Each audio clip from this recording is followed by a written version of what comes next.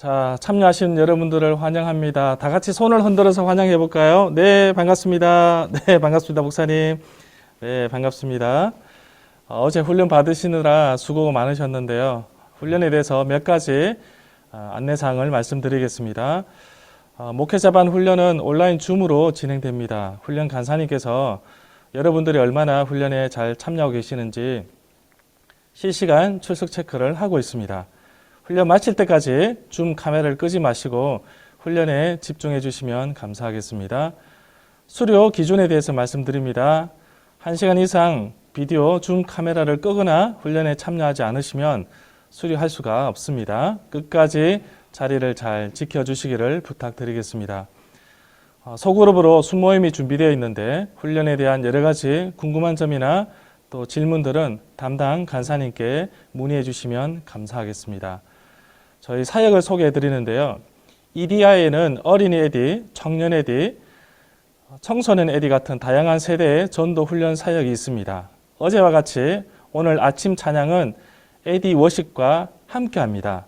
에디 워십은 말씀 챈트와 같은 랩 찬양이 있습니다. 다소 생소하시더라도 함께 따라 하시면서 찬양하실 때 큰 은혜가 있기를 바랍니다. 자, 훈련에 앞서서 찬양과 기도로 함께 하시겠습니다. 샬롬 할렐루야. 여러분 반갑습니다. 지금 이 시간에는요, 생명 주께 있네 선포하면서 주님을 찬양하고 나아갔으면 좋겠습니다.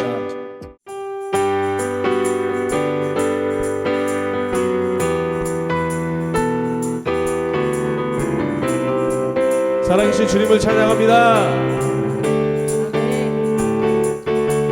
생명 주께 있네, 능력 주께 있네, 소망 주께 있네, 주 안에 있네. 생명 주께 있네, 능력 주께 있네, 소망 주께 있네, 주 안에 있네. 생명 다해 주 찬양하리. 힘을 다해 찬양해. 힘을 다해 주 찬양하리. 내 생명 다해 내 힘을 다해 모든 소망 주님께. 주께 있네, 능력 주께 있네, 소망 주께 있네, 주 안에 있네. 생명 주께 있네, 능력 주께 있네, 소망 주께 있네, 주 안에. 생명 다해 주 찬양하리. 힘을 다해 주 찬양. 힘을 다해 주 찬양하리.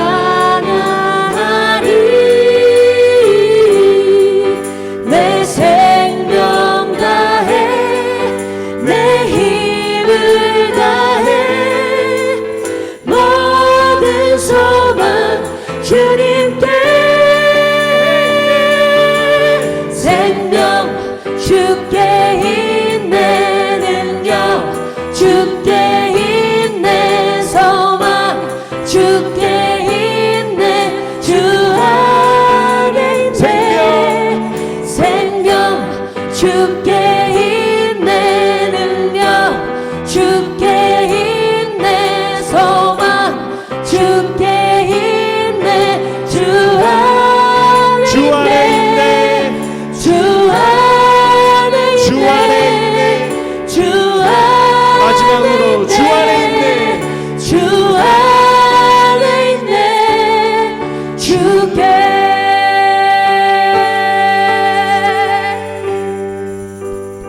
아멘. 살아계신 주님을 찬양합니다. 아멘. 예.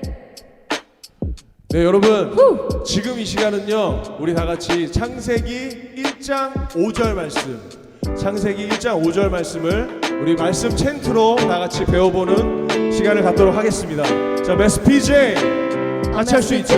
예. 네, 좋습니다. 오늘은 틀리면 안 돼요. 네. 알겠습니다. 헤이 헤이 하나님이 빛을 낮이라 부르시고 어둠을 밤이라 부르시니라 저녁이 되고 아침이 되니 이는 첫째 날이라 하나님이 빛을 낮이라 부르시고 어둠을 밤이라 부르시니라 저녁이 되고 아침이 되니 이는 첫째 날이라 헤이 하나님이 빛을 낮이라 예, 부르시고 예. 어둠을 밤이라 부르시니라 저녁이 되고 아침이 되니 이는 첫째 날이라 자자자자 이렇게 하시면 됩니다. 어렵지 않죠? 자 이번에는요 저희가 말씀 챈트 할 때 여러분들도 한번 따라 하시면 될 것 같아요. 자 한번 해볼까요? One, two, 또 틀렸어요? one, two, three, go. 하나님이 빛을 낮이라 부르시고 어둠을 밤이라 부르시니라 저녁이 되고 아침이 되니 이는 첫째 날이라 하나님이 빛을 낮이라 부르시고 어둠을 밤이라 부르시니라 저녁이 되고 아침이 되니 이는 첫째 날 한 번 더 하나님이 빛을 낮이라 부르시고 어둠을 밤이라 부르시니라 저녁이 되고 아침이 되니 이는 마지막으로 헤이 하나님이 빛을 낮이라 부르시고 어둠을 밤이라 부르시니라 저녁이 되고 아침이 되니 이는 첫째 날이라 헤이 헤이 헤이 할렐루야 Okay, God's people in the house, yo.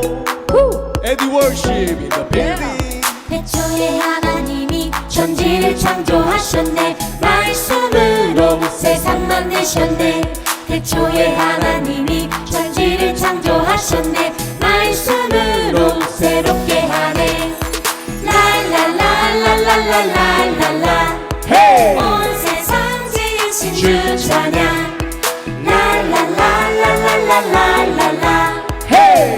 우리를 만드신 주 찬양 하나님이 빛을 낮이라 부르시고 어둠을 밤이라 부르시니라 저녁이 되고 아침이 되니 이는 첫째 날이라 하나님이 빛을 낮이라 부르시고 어둠을 밤이라 부르시니라 저녁이 되고 아침이 되니 이는 첫째 날이라 태초에 하나님이 천지를 창조하셨네 말씀으로 세상 만드셨네 태초에 하나님이 천지를 창조하셨네 말씀으로 새롭게 하네 랄랄랄랄랄랄랄라 온 세상 지으신 주 찬양 랄랄랄랄랄랄라 우리를 만드신 주 찬양 태초에 하나님이 천지를 창조하셨네 말씀으로 세상 만드셨네 태초에 하나님이 천지를 창조하셨네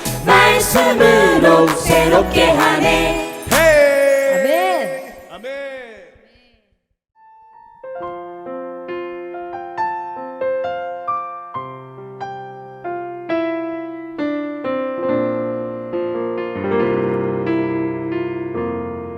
보혈을 지나 보혈을 지나 하나님 품으로 보혈을 지나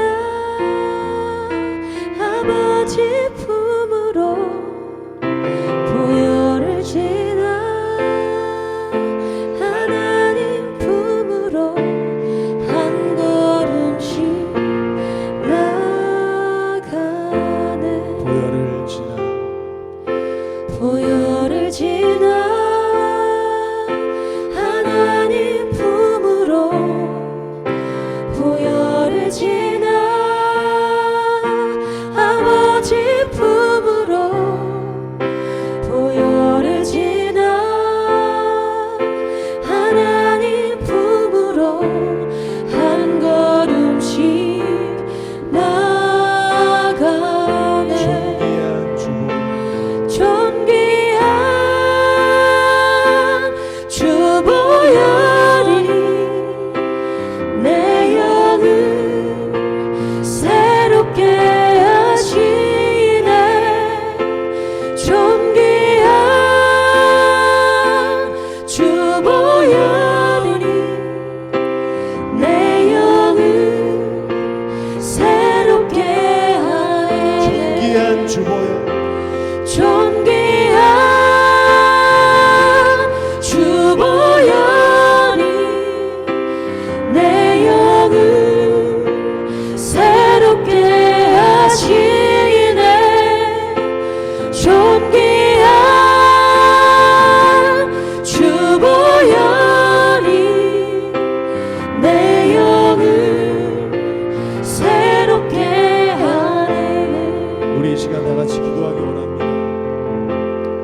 아버지 하나님, 주님의 보혈을 우리 가운데 부어 주시옵소서.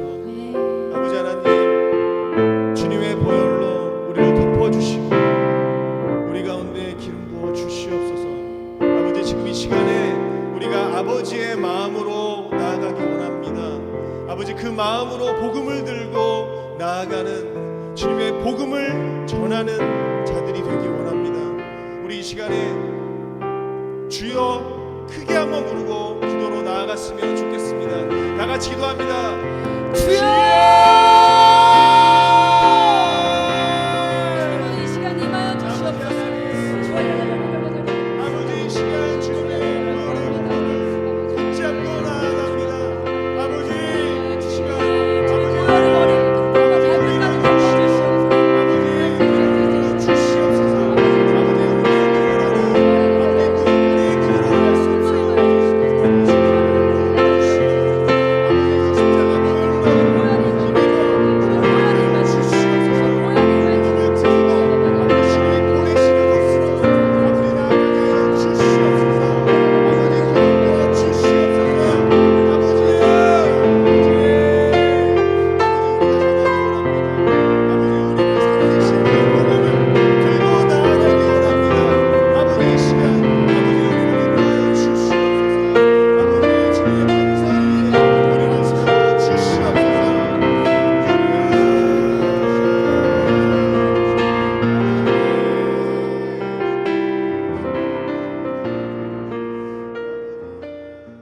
네, 에디 워십과 함께한 찬양이었습니다. 이 시간에는 EDI 강의, 첫 번째 강의인 하나님의 사랑과 용서를 체험하는 방법 강의를 하겠습니다. 여러분께서 받으신, 택배로 받으신 책자 교재, 하늘색 책, EDI 책을 꺼내주시고요. EDI 이사 목사님이시고 제주 김영교회 담임 목사님이신 이해춘 목사님께서 강의를 해 주시겠습니다.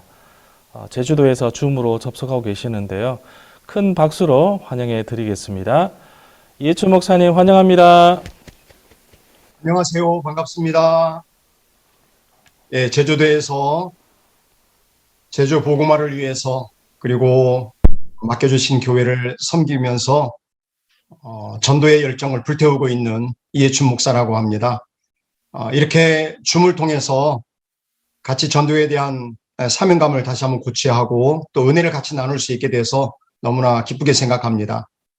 그러면은 PPT를 띄우고 강의를 시작하도록 하겠습니다.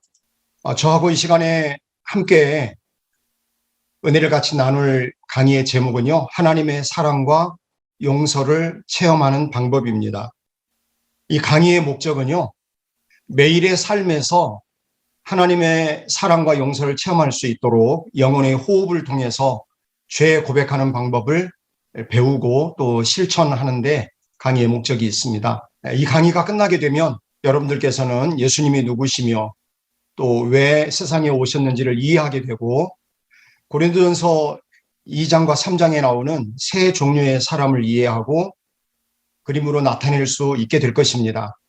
뿐만 아니라 영혼의 호흡 중에 뇌쉼의 개념을 이해하고 생활에서 실천할 수 있게 되리라고 기대합니다.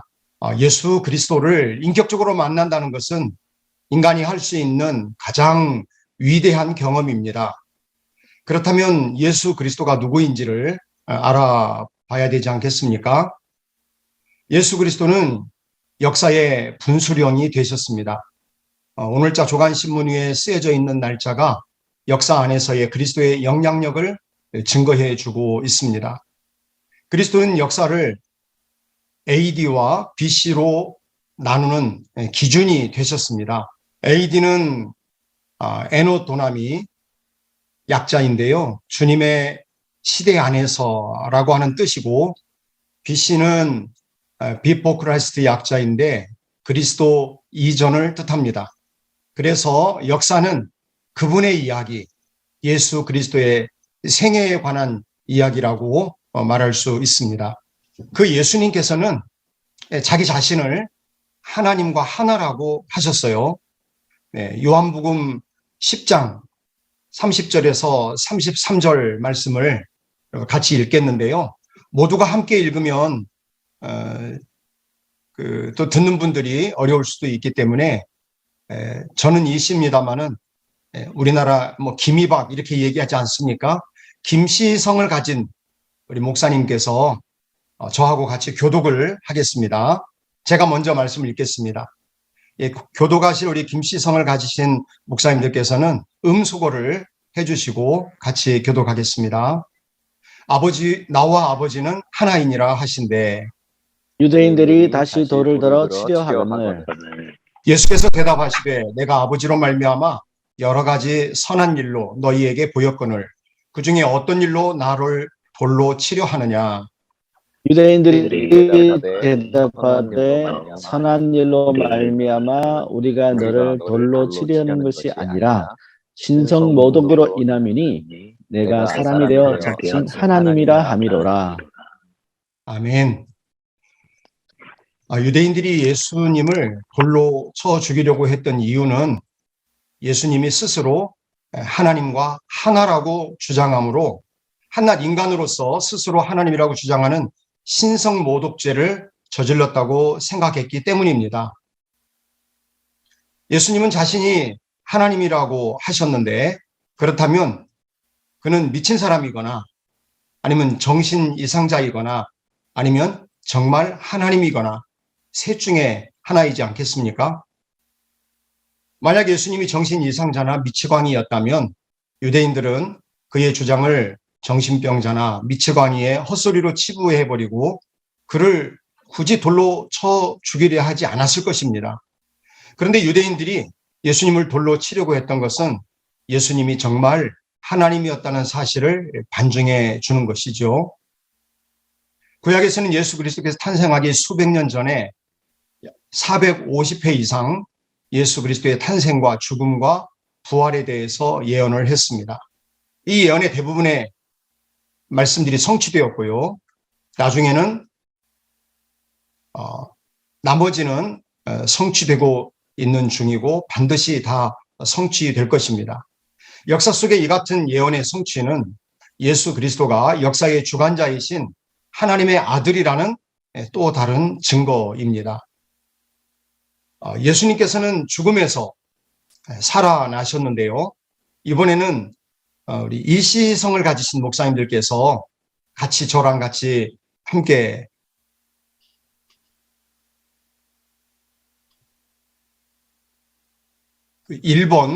일본의 증거를, 부활의 증거를 같이 읽어보도록 하겠습니다. 네, 이시성을 가지신 목사님들 음소거를 해주시고 1번을 같이 한번 읽어보시죠.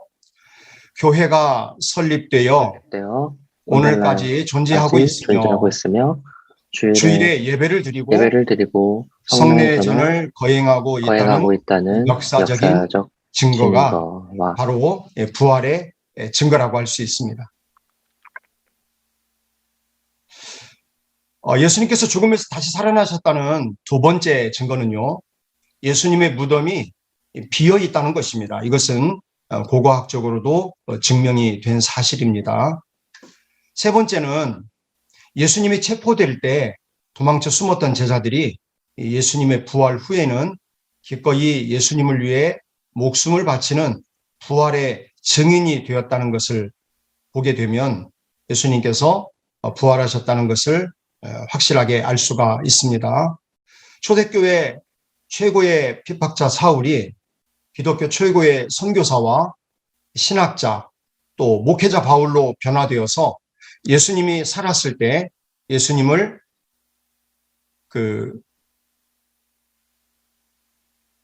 비난했던 야고보가 예수님 부활 후에는 예수님을 전하는 이런 사실들을 우리가 성경을 통해서 볼 수 있지 않습니까? 이런 것들을 통해서 예수님은 죽음에서 다시 살아나셨다 하는 것을 알 수 있습니다. 고린도 후서 15장 6절 말씀을 보면은요, 동시에 500명이 부활하신 예수님을 목격했고 또 실존에 있다고 성경은 증언해 주고 있습니다. 또 고대 교부들의 기록과 역사학자들의 비기독교 문서에도 예수님의 부활에 대한 증언들이 남아 있는 것을 보면은 예수님께서 부활하신 것이 틀림없다는 것을 우리 모두 다 알 수 있습니다. 예수 그리스도는 그러면 왜 이 땅에 오셨을까요? 우리에게 영원한 생명을 주시기 위해서 이 땅에 오셨습니다. 영생은 죄의 형벌에서 벗어나 유일하신 참 하나님과 아버지께서 보내신 예수 그리스도를 아는 것이다 라고 성경은 말씀합니다. 이번에는 목사님들 중에 박시성을 가지신 우리 목사님들께서 음수거를 해주시고 요한복음 17장 3절 말씀을 저랑 같이 읽겠습니다. 시작. 영생은 곧 유일하신 참 하나님과 그가 보내신 자 예수 그리스도를 아는 것이니이다. 아멘. 오늘 강의를 들으신 분 중에서 그 박시성을 가지신 목사님은 안 계신가 봐요. 예, 목사님들이 이제 그 대면을 할 수 없는 채로 같이 그 은혜를 나누고 또 공부를 하기 때문에 가능하면 같이 이렇게 성경 읽는 시간에 저 참여해 주시면 감사하겠습니다. 예수님은 왜 이 땅에 오셨을까요? 우리에게 풍성한 삶을 주시기 위해서 오셨습니다. 요한복음 10장 10절 말씀을 같이 읽어보겠는데요. 이번에는 우리 수도권에서 목회하시는 목사님들께서 음소거를 하시고 요한복음 10장 10절을 같이 읽어보겠습니다. 시작. 도둑이 온 것은 도둑질하고 죽이고 멸망시키려는 것뿐이요. 내가 온 것은 양으로 생명을 얻게 하고 더 풍성히 얻게 하려는 것이라. 아멘. 네, 감사합니다. 예수님은 그리스도인들이 하나님이 계획한 삶의 목적을 발견하고 그에 따라서 풍성하고 행복한 삶을 아름답게 살아가기를 진정으로 원하십니다. 그런데 많은 그리스도인들은 풍성한 삶을 살지 못한다는 것을 우리는 알 수 있습니다. 기쁨과 승리의 삶을 누리지 못하는 많은 그리스도인이 있다는 것이죠. 신약 성경의 초대교회 그리스도인들의 삶과 오늘날의 그리스도인들의 삶에는 참 커다란 차이가 있습니다. 오늘날의 그리스도인들은 초대교회 그리스도인들처럼 능력 있고 열매 맺는 삶을 살지 못하는 것을 보게 돼요. 성경에는 크고 놀라운 하나님이 이루신 역사들이 많이 소개되고 있는데 우리가 살고 있는 이 시대에 놀라운 역사가 간증으로 드러나기도 하지만 초대교회만큼 그렇게 역동적인 하나님의 역사를 체험하지 못하는 아쉬움과 안타까움이 있다는 것을 우리 목사님들도 많이 경험하게 될 것입니다. 그 필립스는 그의 책 신약 서신편 서론에서 초대교회와 21세기 교회의 성도들 사이에는 큰 차이가 있다고 말을 했는데요. 오늘날의 우리에게 기독교는 종종 윤리, 생활 철학, 또 행동 지침의 교리 정도에 그치고 있다라고 소개하고 있습니다. 그러나 초대교회 성도들에게 기독교는 삶 그 자체였고 자신들 안에 그리스도께서 살아계신다고 표현하기를 주저하지 않았다라고 말합니다. 만일 우리도 초대교회 성도들이 믿은 것처럼 믿는다면 우리들도 그들이 이룬 것 같은 놀라운 일들을 이루어낼 것이라고 결론을 짓고 있습니다. 그 초대교회 성도들은 큰 영향력을 끼치면서 하나님을 증거했습니다. 초대교회 그리스도인들은 수는 적었지만 그렇게 큰 영향을 세상에 끼친 적이 없었습니다. 그래서 기독교를 핍박하던 원수들조차 그리스도인들이 온 천하를 어지럽게 한다라고 말할 정도로 초대교회 성도들의 영향력은 참 지대했습니다. 초대교회 성도들은 큰 영향을 끼치며 하나님을 증거했는데요. 초대교회 그리스도인들은 성령 충만이 무엇인지를 실제로 알았고 직접적으로 체험하였습니다. 자신들의 죄를 깨끗하게 하시는 하나님의 사랑과 용서를 체험하고 그것을 또 널리 전하는 그런 신앙생활을 했습니다. 다윗은 시편 51편에서 이렇게 고백합니다. 이번에 같이 말씀을 읽을 때에는요, 우리 목사님들 중에 화면을 보시고 비수도권에 계시는 목사님들께서 음소거를 하시고 같이 한번 읽어주시면 고맙겠습니다. 시작. 나의 죄악을 적을 맑게 해주시며 내 죄를 깨끗이 씻어주소서. 대전하는 내 죄가를 아오니 내 죄가 항상 내 앞에 있나이다. 하나님이여 내 속에 정한 마음을 구원하시고 내 안에 정직을 평화스럽게 하소서. 내 구원의 즐거움을 내게 옥시키고 원하는 심정을 나를 붙드소서. 그리하면 내가 범죄자에게 죄의 도를 가르치리니 대인들이 주께 돌아오리이다. 아멘. 아멘. 네, 감사합니다. 초대교회 성도들은 예수 그리스도를 통한 이 같은 죄 사함을 받은 감격 때문에 목숨을 걸고 복음을 전하는 열정을 보였습니다. 다윗도 죄 사함을 받은 그 하나님의 은혜가 얼마나 크고 놀랍고 감격적이었는지를 그가 고백하는 것을 통해서 초대교회 성도들의 그와 같은 죄사함의 감격, 또 기쁨, 이런 것들을 우리가 얼마든지 생각해 볼 수 있고요. 그 감격 때문에 목숨을 걸고 순교하면서까지 복음을 전하였습니다. 역사상 그 어느 때보다도 이 시대는 정말 복음이 절실한 시대입니다. 전 세계는 근심과 좌절과 공포로 가득 차 있습니다. 세계 여러 부분이 위기와 혼돈의 상태에 놓여 있고요. 특히 지구온난화로 인해서 홍수와 가뭄, 또 국지적인 전쟁과 인종 분쟁, 경제 위기, 환경오염, 식량 부족, 기아, 종교적인 갈등과 충돌, 또 슈퍼바이러스 등으로 수많은 사람들이 고통 가운데 있습니다. 포스트 모더니즘의 영향으로 인간은 절대 진리를 부정하고요. 또 모든 것을 상대화시키고 있습니다. 모든 것을 다원화시키는 바람에 정신적, 심리적 공황 상태와 혼란에 빠지기도 합니다. 이런 내외부적 위기에 대처하기 위해서 전 세계적으로 수없이 많은 해결책들이 제시되어 왔지만 인류가 처한 상황은 나아지기보다는 점점 더 악화되고 있는 것이 현실입니다. 지금은 복음을 전하기에 정말 좋은 기회입니다. 왜냐하면 사람들이 이러한 문제를 해결하기 위해서 하나님을 찾고 있기 때문이죠. 이런 위기 가운데에서 성령님은 사람들의 마음에 영원한 것과 절대적인 것에 대한 전례 없는 영적 갈급함을 만들고 계셔서 오히려 하나님을 찾도록 하고 계십니다. 따라서 지금이 그리스도인들에게 최고의 기회입니다. 아프리카, 남미, 아시아 등 세계 여러 지역에서 그리스도로 돌아오는 사람들의 수가 꾸준히 늘고 있기는 하지만은 영적인 추수는 아주 소수의 그리스도인들에 의해서 이루어지고 있는 것이 현실입니다.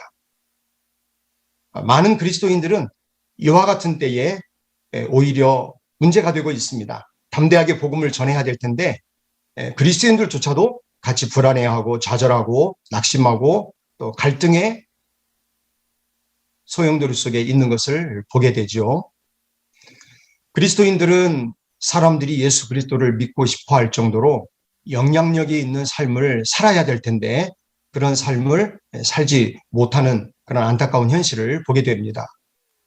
하나님의 능력과 또 자원을 활용하는 법을 알지 못함으로 세상의 빛과 소금의 역할을 감당하지 못하고 있을 뿐만 아니라 예수 그리스도를 효과적으로 전하는 방법도 잘 모르는 분들이 주변에 많다는 것을 우리 목사님들께서는 아마 경험하고 계시리라고 생각합니다. 성경은 세 종류의 사람에 대해서 말합니다. 성경이 말하고 있는 세 종류의 사람은 왜 많은 그리스도인들이 문제를 해결하기보다는 문제를 일으키는 사람이 되고 있는지도 알 수 있습니다. 자, 이번에는요, 우리 목사님들 중에 김씨, 이씨, 박씨 성이 아닌 그 외에 그 외에 성을 가지고 계신 목사님들이 계시면은 우리 줌으로 공부하고 있는 이런 상황 속에서 좀 참여해서 같이 좀 동참해 주셨으면 좋겠는데요. 고린도전서 2장 14절에서 3장 3절 말씀 중에 저랑 같이 교독을 하시겠습니다. 아까 같이 읽지 않았던 목사님들 음소거를 해주시고 같이 읽어주시기 바랍니다. 교독하겠습니다. 육에 속한 사람은 하나님의 성령의 일들을 받지 아니하나니 이는 그것들이 그에게는 어리석게 보임이요 또 그는 그것들을 알 수도 없나니 이러한 일은 영적으로 분별되기 때문이라. 일령한 자는 모든 것을 판단하나 발견하고 자기로 판단을 받지 아니하느니라. 누가 주의 마음을 알아서 주를 가르치겠느냐? 그러나 우리가 그리스도의 마음을 가졌느니라. 형제들아, 내가 사자들을 대한 것 같이 너희에게 말할 수 없어. 육신에 속한 자, 그리스도에서 어린 아이들을 대한 것 같이 하노라. 내가 너희를 저주로 먹이고 밥으로 아니하였노니 이는 너희가 감당하지 못하였음이거니와 지금도 못하리라. 너희는 아직도 육신에 속한 자로다. 너희 가운데 치료와 분쟁이 있으니 어찌 육신에 속하여 사랑하느냐 함이 아니리요. 아멘. 네. 함께 읽어주셔서 감사드립니다. 네, 성경의 세 종류의 사람 중에 첫 번째 육에 속한 사람이 있다는 겁니다. 이 사람은 예수 그리스도를 마음에 영접한 일이 없는 사람입니다. 우리 아까 목사님들 잘 참여해 주셨는데 우리 김시성을 가지신 목사님들 다시 한번 좀 같이 읽어 주시겠습니까? 고린도전서 2장 14절 말씀입니다.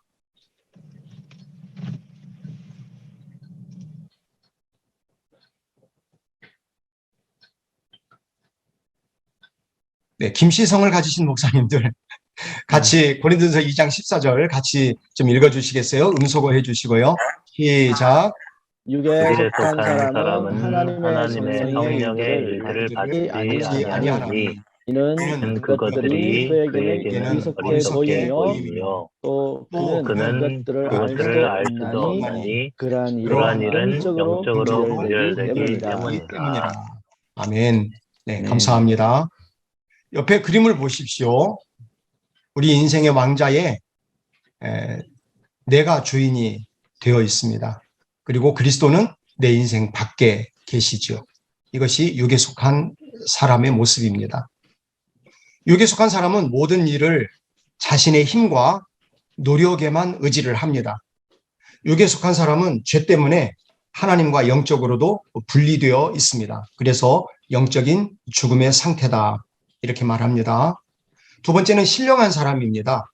신령한 사람은 성령의 사람이라고도 말합니다. 성령의 능력과 인도를 받는 사람입니다. 고린도전서 2장 15절에서 16절 말씀입니다. 제가 읽겠습니다. 신령한 자는 모든 것을 판단하나 자기는 아무에게도 판단을 받지 아니하느니라.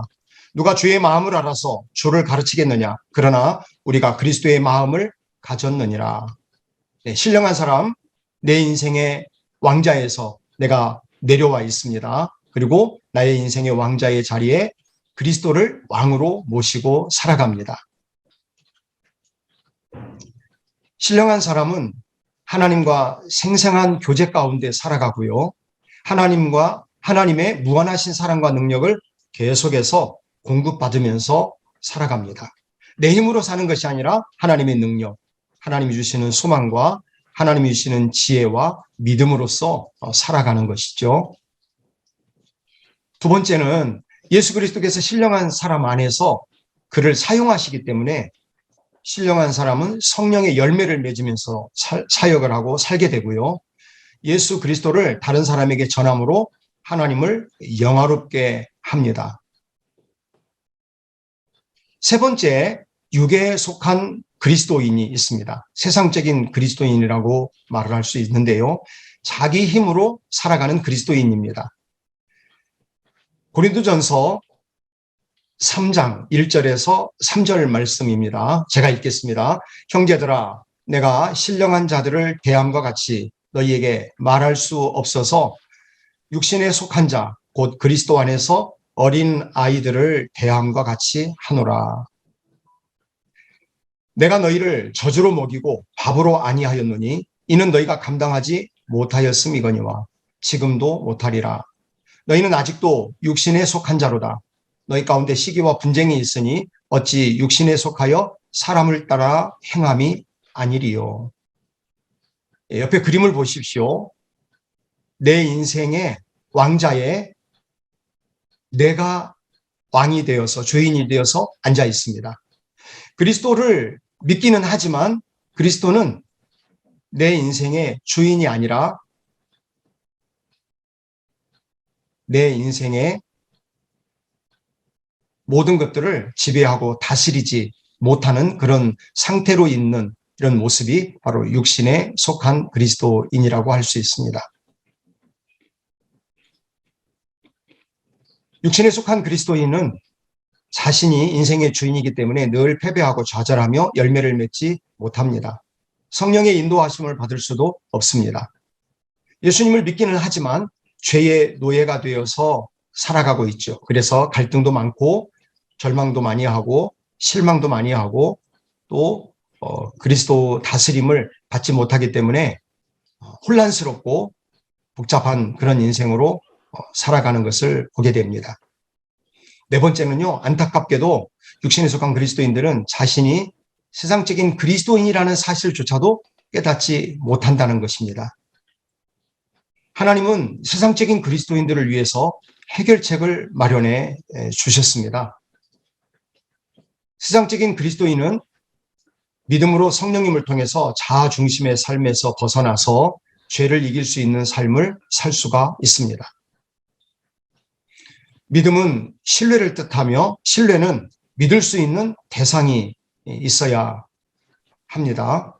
우리 안에 성령이 거하시고 그리스도의 부활 능력이 우리 안에 역사한다는 것을 믿고 행동할 때 우리는 내 인생의 주인이신 그리스도의 생명과 능력을 경험할 수가 있습니다. 히브리서 11장 6절 말씀, 우리 목사님들 음소거를 좀 잠깐 해주시고요. 같이 한번 읽어보실까요? 시작. 믿음이 없이는 무엇을 못하나니 하나님께 나아가는 자는 반드시 그가 계시니까 또한 그가 자기를 찾는 자들에게 상 주시는 수고심을 믿어야 할지니라. 아멘. 아멘. 그리스도인의 믿음의 대상은 하나님과 하나님의 말씀입니다. 그리스도인은 하나님 우리를 사랑하시며 우리를 죄의 세력에서 해방시키기를 원하시고 성령을 통해 우리가 승리하는 삶을 살기를 원하신다는 것을 믿어야 합니다. 그런 하나님을 경험하는 방법은 성경 말씀을 믿는 것 외에 다른 방법이 없습니다. 우리가 하나님을 잘 알면 알수록 우리는 더욱더 하나님을 신뢰할 수 있게 되고요. 하나님의 사랑과 은총과 권능을 실제로 체험하게 됩니다. 믿음은 근육과 같아서 쓰면 쓸수록 강해지고 훈련하면 훈련할수록 더 튼튼해집니다.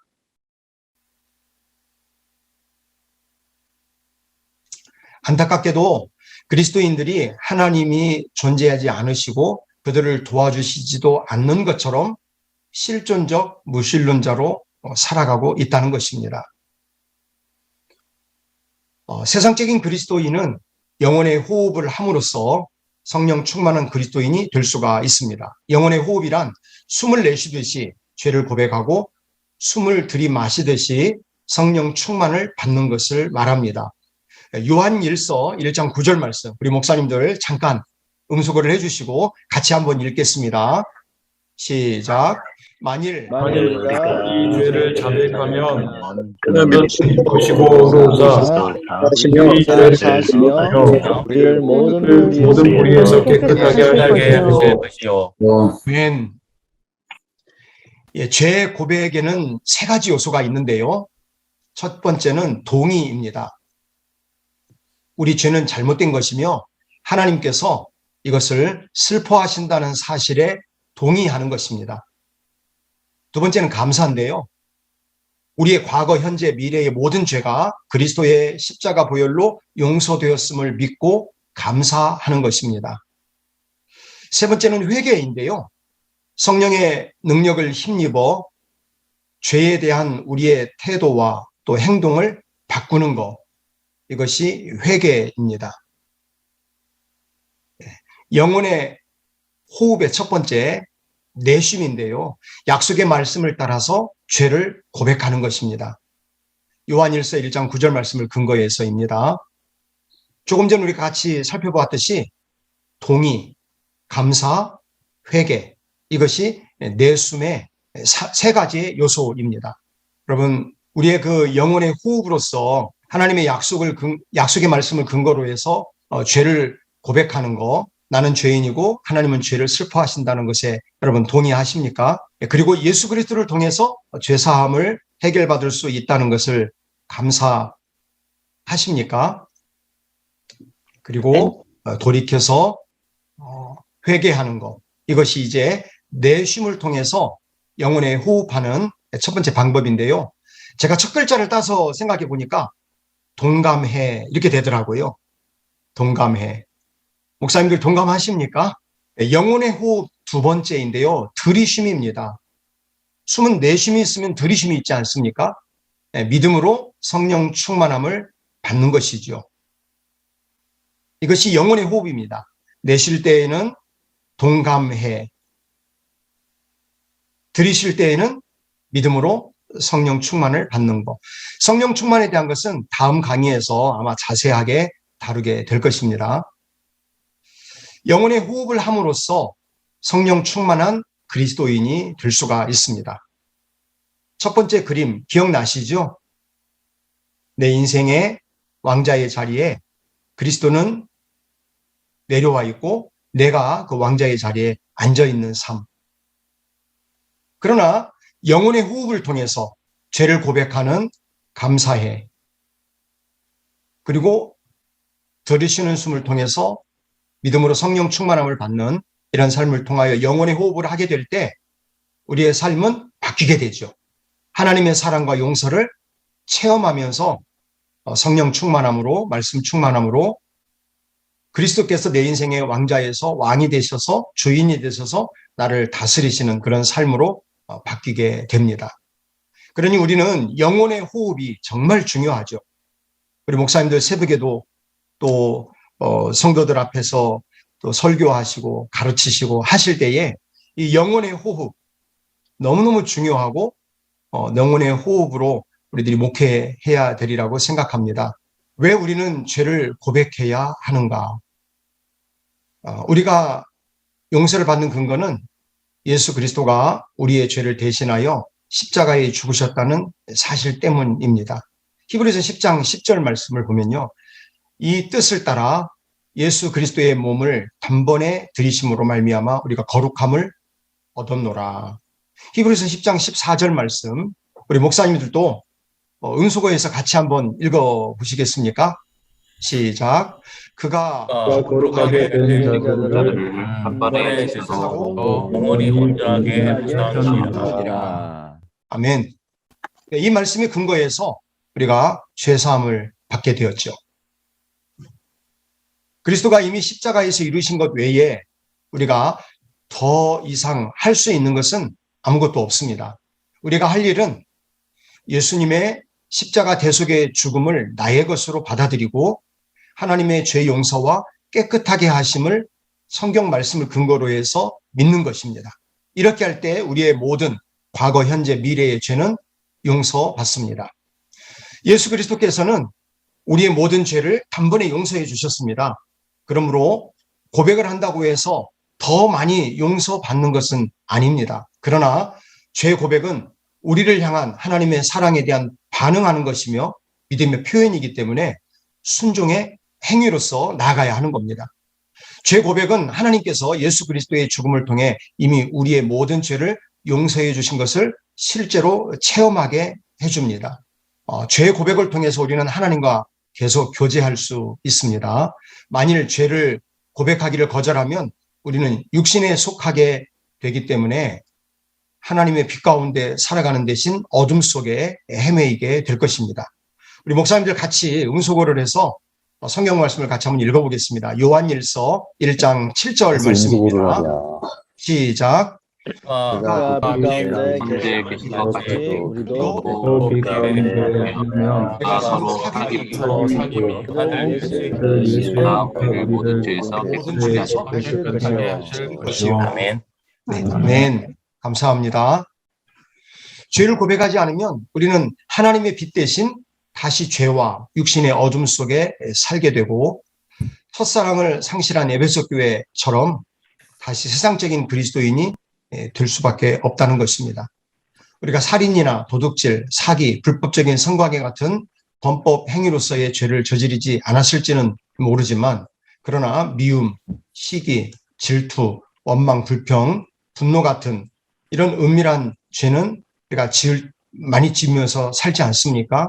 하나님은 이런 죄들도 우리가 고백하기를 원하십니다. 죄를 고백하지 않으면 마치 플러그에서 빠진 전기용품처럼 그리스도인으로서 아무런 능력을 경험할 수 없고 기도를 해도 하나님이 약속하신 풍성한 삶을 누리지 못하게 됩니다. 시편 66편 18절 말씀입니다. 내가 나의 마음에 죄악을 품었더라면 주께서 듣지 아니하시리라. 네. 성경을 공부해도 의미가 없고 하나님의 깊은 사랑과 또 깨달음을 얻을 수가 없게 되죠. 각종 소그룹 모임에 참여해도 흥미가 없고 전도를 해도 열매가 없습니다. 그러므로 죄 고백은 하나님과의 계속적인 교제를 회복하는 유일한 방법입니다. 죄 고백은 죄를 지었음에도 불구하고 여전히 우리를 사랑하시는 하나님의 무조건적인 사랑에 우리가 반응하는 것입니다. 우리가 하는 일은 하나님의 놀라운 사랑과 기쁨에 대한 약속을 새롭게 체험하기 위해서 죄를 고백해서 영혼의 호흡으로 숨을 내쉬는 것, 또 하나님이 주시는 죄 용서의 사랑을 실제적으로 경험해야 하는 것이죠. 이제 마지막 적용인데요. 성령께 나의 죄를 깨닫게 해달라고 간절히 우리는 기도해야 합니다.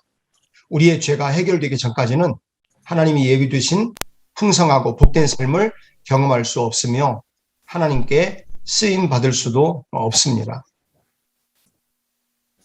성령께서 깨닫게 해주시는 죄들을 종이에 적고 하나씩 하나님께 고백하는 것도 매우 좋은 방법입니다. 우리 목사님들께서 이제 하나님의 사랑과 용서를 체험하는 방법에 대해서 성도들에게도 가르치고 또 교육도 하시고 목사님들도 직접 이제 체험을 하실 텐데요. 죄 그 목록에 여러 가지 시기와 자만 또 여러 가지 부정직한 이런 일들 또 부도덕한 일들 영적으로는 우리 하나님께 무관심하고 하나님의 약속의 말씀에 대해서 우리가 온전히 믿지 못하고 불신하는 그리고 말씀보다 우리의 생각이 앞서가는 이런 여러 가지 일들 또 차지도 덥지도 않은 미지근한 신앙 하나님을 향한 첫사랑의 상실 친구에 대한 여러 가지 배반 또 사람들을 보면서 실망하는 여러 가지 이런 모습들 이런 것들을 목록으로 쭉 목사님들도 한번 적어보시고 또 가르칠 때 적도록 하는 겁니다. 그리고 나서 그 위에 요한일서 1장 9절 말씀을 대각선으로 한번 적어 보시면 좋겠습니다.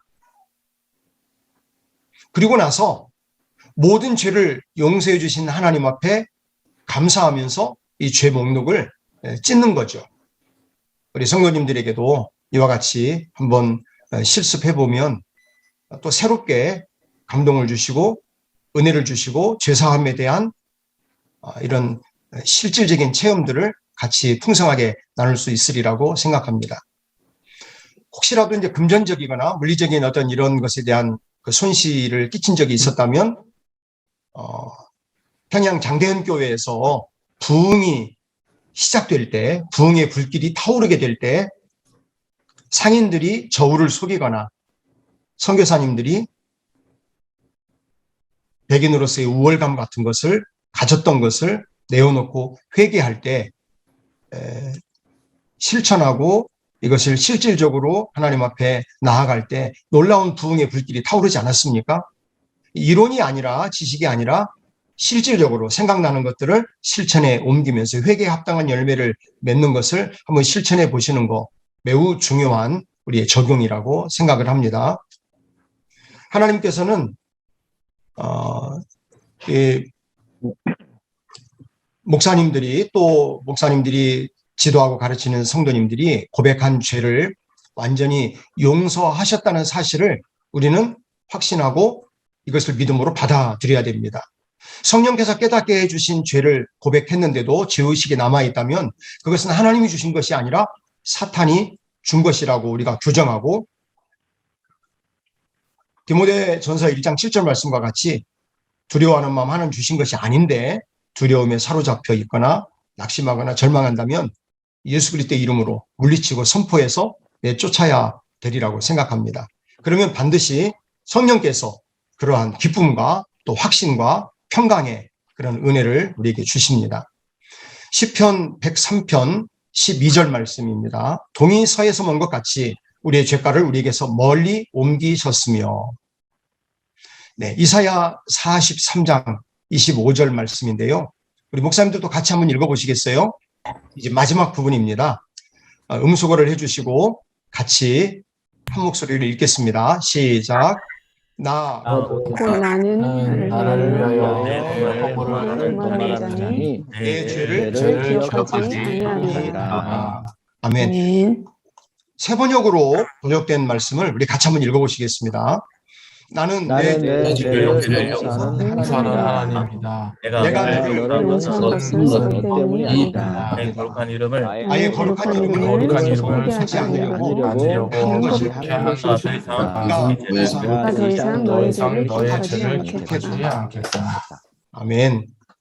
네, 이 약속의 말씀을 우리가 굳게 붙잡고 죄 용서에 대한 확신을 가지고 용서받은 기쁨과 평강을 가지고 하나님의 사랑과 용서를 체험하는 그런 삶을 내심과 들이심, 내가 죄를 고백하는 것과 그리고 믿음으로 성령 충만한 삶을 통해서 하나님의 사랑과 용서를 뜨겁게 체험하면서 살아가는 우리 모든 목사님들 될 수 있기를, 그리고 그런 성도들로 세워가는 목회사에게 될 수 있기를 간절히 바라겠습니다. 강의를 여기까지 하고 마치겠습니다. 잠시 기도하겠습니다. 사랑의 주님, 우리가 알고 있지만 실질적으로 하나님의 사랑과 용서를 감격적으로 체험하지 못하면서 목회하고 또 신앙생활할 때가 많이 있었습니다. 오늘 배운 말씀들이 성령의 역사하심을 통하여서 실천할 수 있도록 도와주시고, 실천할 때에 하나님의 사랑과 용서를 실질적으로 체험하고 영적으로 체험하고 인격적으로 체험하고, 그것이 목회 사역을 통하여 아름답게 흘러가서 성도들의 신앙생활이 옥토와 같은 그러한 모습으로 신앙생활이 되어서 풍성한 열매를 맺는 목양이 되고 성도들로 세워갈 수 있는 우리 목사님들 되게 하여 주옵소서. 예수님 이름으로 기도드립니다. 아멘. 네, 목사님들 수고 많이 하셨습니다. 네, 이상으로 강의를 마치겠습니다. 네, 강의로 수고해 주신 김영교회 이해춘 목사님께 감사드립니다. 네, 휴식에 앞서서 여러분들에게 안내 말씀을 드리겠습니다. 전도 실천하신 후에 전도 보고서를 꼭 기록하셔야 쿠폰이 나갑니다. 입력해 주시기를 부탁드리고, 전도 보고를 기록하실 때 전화 통화가 안 되신 분들도 있는데 그분들도 전도 보고서를 써주시고 쿠폰은 안 보내도 된다에 체크를 해 주시기를 부탁드리겠습니다. 그리고 전화 통화가 안 되신 분에게도 안내 문자를 꼭 보내어 주십시오. 자, 지금부터 10분간 휴식하도록 하겠습니다. 10시 35분에 뵙겠습니다. 자, 두 번째 강의는 EDI 성령 충만을 받는 방법 강의입니다. 여러분 갖고 계신 교재 이렇게 생겼습니다. EDI 교재 17페이지를 펴주십시오. 성령 충만을 받는 방법. 네. 강의를 해주실 목사님을 소개해 드리겠습니다. EDI 이사 목사님이시고 대구 청구구의 담임 목사님이신 최영훈 목사님께서 강의를 해 주시겠습니다. 대구에서 접속하고 계시는데 큰 박수로 환영해 드리겠습니다. 네, 반갑습니다. 대구 충구교회 섬기고 있는 최영훈 목사라고 합니다. 이번 이태의 목회자반에 환영합니다. 오늘 성령 충만을 받는 방법 강의를 들으면서 저와 여러분이 함께 은혜 받는 시간을 가지겠습니다.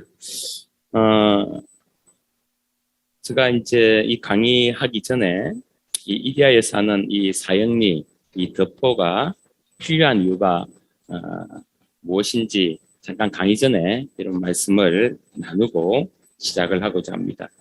우리 한국 교회는 이제 전도라는 부분을 두고 많은 단체와 전도의 도구들이 있습니다. 전도 폭발이나 빌립 전도나 오이코스 전도나 다양한 다른 전도의 도구가 있는데 각각 다 장점들이 있지요. 그런데 왜 저와 우리 교회에는 이 EDI가 필요했는지 개인적인 동기를 잠깐 말씀을 드리겠습니다. 저는 전도사 때부터 이 전도팀을 꾸려 전도를 했습니다. 매주 노방전도, 축포전도 이렇게 동네를 돌아다니면서 전도를 했었는데 벌써 20년 전쯤 일인 것 같습니다. 그때 제가 전도팀을 담당해서 집집마다 이제 축포 전도를 전도팀과 함께 이렇게 다녔는데요. 팀들끼리 짝을 이루어서 이제 가다가 한 허름한 이 주택을 들어가게 되었습니다. 앞마당이 있고 방 하나에 부엌 하나 딸린 집인데 들어가니까 한 50대쯤 되어 보이는 그 남성 한 분이 침대에서 끙끙 앓고 있는 거예요. 굉장히 아파 보였습니다. 그럼에도 불구하고 그분이 이제 우리 전도팀을 방 안으로 초청을 하더라고요. 방 안에서 우리 전도팀이 들어가서 이런저런 이야기를 하는 끝에 잠깐 결혼을 실패했고 혼자 살고 철도청에서 일용직으로 일하고 뭐 이런 이야기를 이제 듣게 되었습니다. 어쨌든 이제 이제 대화 중에 굉장히 몸이 아파 보였습니다. 그래서 제가 당시 간호사로 있었던 저희 아내에게 전화를 걸어서 링거를 가져와 좀 맞게 했으면 좋겠다 해서 그렇게 했죠.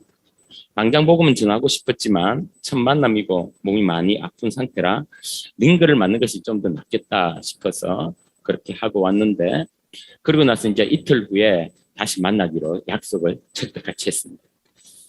집을 나오자마자 전도팀이 저에게 전사님 정말 잘하셨습니다. 링거도 맞고 우리들에게 대해서 많이 이렇게 마음이 오픈이 된 것 같습니다. 전사님 정말 센스가 있으십니다. 그렇게 저를 칭찬해 주더라고요. 그리고 저도 기분 좋게 이제 한 이틀을 보내고 이제 전도팀과 함께 기대하는 마음으로 이제 그 집에 다시 한번 찾아갔습니다. 그런데 인기척이 없는 거예요.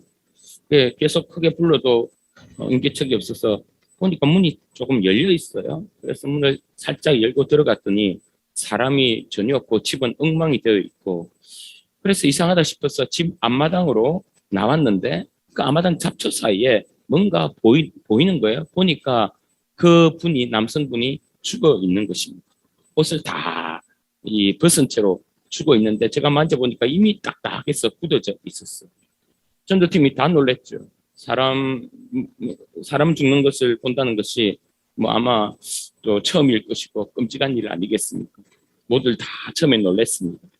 저도 처음에는 무슨 일인가 싶어서 정말 놀래기만 하다가 그 죽음을 두고 두 가지가 저 속에 오버랩되면서 제가 참 많은 후회를 했습니다. 머릿속에 두 가지가 오버랩되는데 그게 뭐냐면 복음과 링거였습니다. 그때 제가 그에게 링거가 아니고 복음을 주었으면 어떻게 되었을까? 목숨을 주님께 달린 문제라 어쩔 수는 없지만 복음을 만약에 주었으면 이만큼 후회가 되지 않았을 건데 마지막 기회를 놓쳤다는 생각에 너무나 많은 마음이 아팠습니다. 사실은 그때 분위기는 분명히 링거가 맞았습니다. 몸이 너무 아파 보였고 링거라도 맞게 하는 게 도리였습니다. 잘한 것이었습니다. 전도팀도 저보고 잘했다라고 칭찬을 많이 해주었죠. 그런데 영적으로 볼 때는 링거가 아니라 복음이었다는 것이죠. 제가 그 생각을 하면서 정말 저 스스로 바보 속으로 얼마나 외쳤는지 모릅니다. 마음이 얼마나 눌렸는지. 이것이 복음이 아닌 링거를 준 자의 결말인 것처럼 저에게 보였습니다. 그런데 자 그때 생각하면서 그렇게 된 근본적인 이유는 뭔가? 제가 그 시간에 간단하면서도 그 짧은 시간에 전할 수 있는 이 복음의 전도의 도구가 있었다면, 그것이 만약에 준비되었다면, 우리 전도팀에게 준비되었다면 이렇게 흘러갔을까? 만약 덕포, 사역리 한 5분 동안에 이 짧은 복음의 핵심을 말하는 훈련이 되었다면, 우리 전도팀이 그렇게 훈련되었다면 상황은 전혀 달랐을 것입니다. 복음도 주고 링크도 주었겠죠. 복음에는 능력이 있습니다. 성령께서는 복음 제한 자리에 계심도 우리가 압니다. 이 덕포, 이 상인은 복음 핵심 중의 핵심을 말씀 구절로 잘 정리되어 있는 것입니다. 그래서 불신자의 마음을 흔들어 놓기도 충분하고, 사단에 잡혀 있는 그 올무를 풀어놓기도 이만큼 놀라운 도구가 없습니다. 여러분 정말로 잘 오셨고요. 저도 얼마 전에 훈련받아서 우리 교회 참 은혜를 많은 은혜 가운데 누리고 있는데, 함께 이 귀한 이 전도의 이 툴 도구로 통해서 또 목사님의 목회와 또 교회 가운데 놀라운 풍성한 전도의 역사가 있기를 바랍니다. 제가 새로운 격으로 이 덕포가 중요하다는 것을 한 번 더 확인시키고 출발을 하게 되어서 감사한데요. 오늘 교재는 이렇습니다. 성령 충만을 받는 방법. 먼저 개관 목적은 믿음으로 성령 충만 받는 방법이고요. 학습 목표는 성령님이 누구시고 왜 오셨는지 이해를 하게 되고, 성령 충만의 개념을 알게 되고, 또 믿음으로 성령 충만 받는 법을 우리가 이해하게 되는 그런 목적을 가지고 오늘 이 부분을 배우고자 합니다. 우리가 서론을 다 같이 한번 읽어보겠습니다. 시작. 그리스도인이 성령 충만, 즉 성령의 지배를 받고 그의 능력을 힘 있는다면 그리스도인의 삶은 지금보다 훨씬 능력 있고 풍성하게 될 것이다. 1번에 이렇게 표현하죠. 즉 1번에 이렇게 기록되어 있습니다. 그리스도인의 삶에서 가장 중요한 것은 성령 충만 받는 것이다. 여러분, 이것도 말할 것 없죠. 우리에게 성령 충만이 필요하다는 것. 2번에 이렇게 나와 있습니다. 예수님의 제자들은 3년이나 예수님과 함께 하며 훈련을 받았다. 그러나 예수님께서는 그들이 지상명령을 성취하기 위해서는 성령으로 충만해야 한다고 말씀하셨다. 사도행전 1장 8절 이야기가 나옵니다. 여러분, 여기에 2번에 보시면 그 예수님께서 십자가를 지시기 전 마지막 만찬을 하시는데, 마가복음 10장에 보시면 그 장면이 나오는데, 그때 어떤 일이 일어나는지 다 아시죠? 제자들이 서로 누가 크냐, 내가 좌의정하겠다, 내가 우의정하겠다, 이 싸움을 하고 있었습니다. 아니 3년 동안 예수님의 말씀에 직강을 들었고 또 스파르타식으로 훈련을 받았는데, 마지막에 이런 영적인 어린아이 모습을 벗어나지를 못한 것이죠. 그런데 오늘 여기에 나왔던 구절처럼 사도행전 1장 8절에 성령께서 오순절 다락방에 임하시게 되니까 그들이 완전히 바뀌었고 전도자의 삶이 되었고 그들의 공동체가 천국 공동체가 된 것을 우리는 알고 있습니다. 그래서 1장 8절에 오직 성령이 너희에게 임하시면 너희가 권능을 받고 예루살렘과 온 유대와 사마리아 땅끝까지 이르러 뭐라고 표현하죠? 내 증인이 되리라. 그래서 성령의 충만을 받아야만 우리는 이 복음의 이 증인이 될 수 있다. 이 하나님의 증인이 될 수 있다라고 말씀하고 있는 것입니다. 그리고 3번에 보시면 요한복음 14장 12절에 이런 말씀이 있죠. 나를 믿는 자는 내가 하는 일을 그도 할 것이요 그보다 큰 일도 하리니 이는 내가 아버지께로 감이니라. 그러니까 예수님께서 이 땅에 계실 때 하시는 그 일들을 우리가 충분히 성령으로 해낼 수 있다는 것이죠. 그리고 한번 여러분 펜이 있으면 좀 적어주시겠습니까? 마가복음 16장 17절에서 20절을 좀 적어주세요. 우리가 잘 아는 말씀입니다. 믿는 자들에게 이런 표적이 따르니 곧 그들이 내 이름으로 귀신을 쫓아내며 새 방언을 말하며 뱀을 집어올리며 무슨 독을 마실지라도 해를 받지 아니하며 병든 사람에게 손을 얹은 적 나으니라 하시더라. 주 예수께서 말씀을 마치신 후에 하늘로 올리시사 하나님 우편에 앉으시니라. 제 아들이 두루 전파했어요. 주께서 함께 역사하사. 그러니까 주님이 이미 성천하셨죠. 그러면 여기에 주는 누구시냐? 성령님을 말씀하신다고 볼 수 있습니다. 그 따르는 표적으로 말씀을 확실히 적응한다라고 말씀하셨습니다.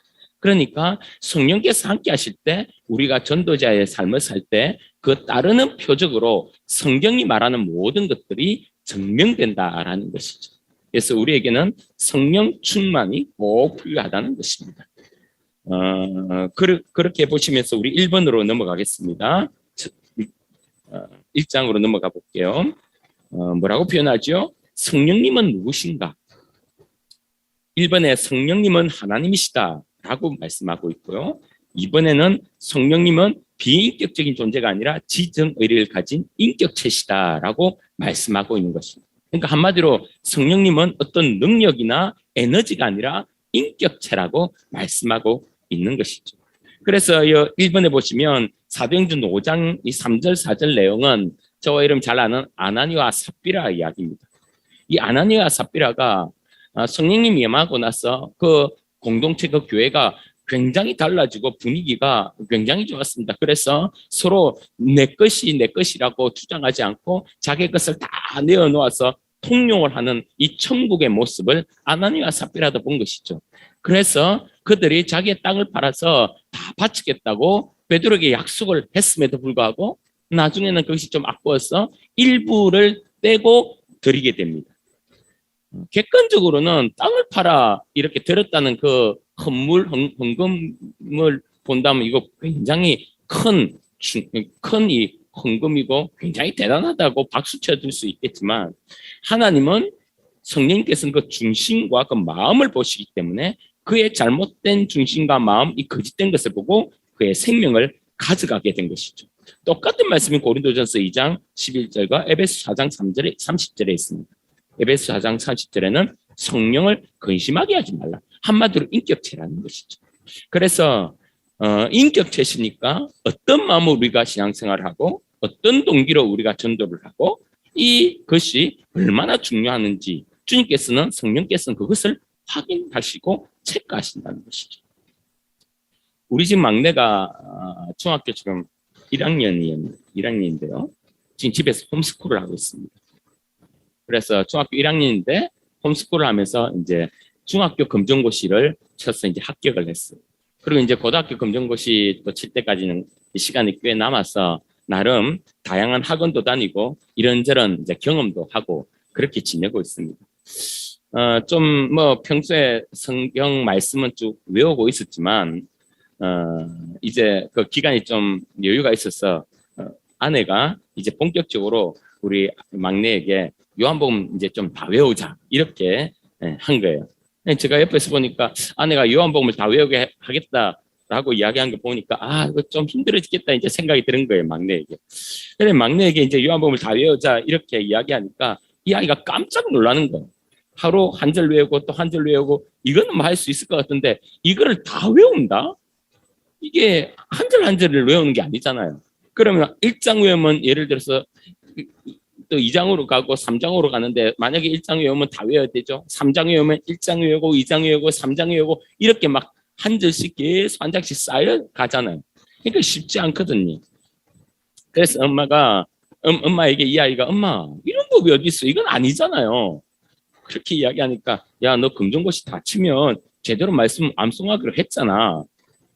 에이 아니 그래도 이건 아니죠. 어떻게 요한복음을 다 외워요? 야 너 형은 요한복음, 로마서, 빌립보서, 데살로니가전서 몇 권을 엄청나게 다 외웠어. 그래도 납득이 안 돼서 엄마에게 따지기 시작하는 거예요. 그러니까 제가 옆에서 보면서 채루, 야 어차피 다 외울 거 기분 좋게 외우자. 제가 한마디 하니까 눈이 벌겋게 되면서 자기 마음으로 막 달려가는 거예요. 그래서 부산하게 막 성경책을 막 찾는 거예요.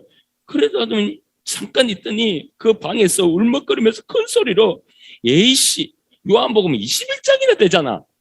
21장이나 된다고 짜증을 부리고 있는 거예요. 제가 왜 이 이야기를 하냐면 하나님의 말씀을 보는 것은 하나님을 보는 것이고 인격적으로 주님을 대우하는 것 아니겠습니까? 아무리 성경을 외운다 해도 이렇게 외운다면 성령님께서 기뻐하지 않으시죠. 아나니와 삽비라가 헌금함에서도 불구하고 남들보다 더 많이 헌금함에도 불구하고 성령이 분노한 것처럼 만약에 우리 아이가 이런 마음으로 성경을 외운다면 하나님 기뻐하시겠습니까? 그 말을 듣고 너 무릎 꿇고 손들어. 그래서 한참 벌을 받게 되었습니다. 여러분, 성령님께서는 인격체신. 그래서 그 인격체신 성령님께 우리가 어떻게 신앙생활하며 전도를 하는지를 그분과 함께 동행하면서 할 때 여러분의 신앙과 또 우리들의 신앙이 아주 이렇게 더욱더 풍성하게 될 것이다 라고 생각합니다. 여러분이 성도님들에게 가르쳐 주실 때 그 부분을 강조해 주셨으면 좋겠다 싶습니다. 3번에 보면요, 그분은 성부, 성자, 성령 그 삼위 하나님이시다라고 이야기했죠. 그래서 이 삼위 하나님 독립된 위격을 가지고 있으나 본질은 다 같은 하나님이라는 것이죠.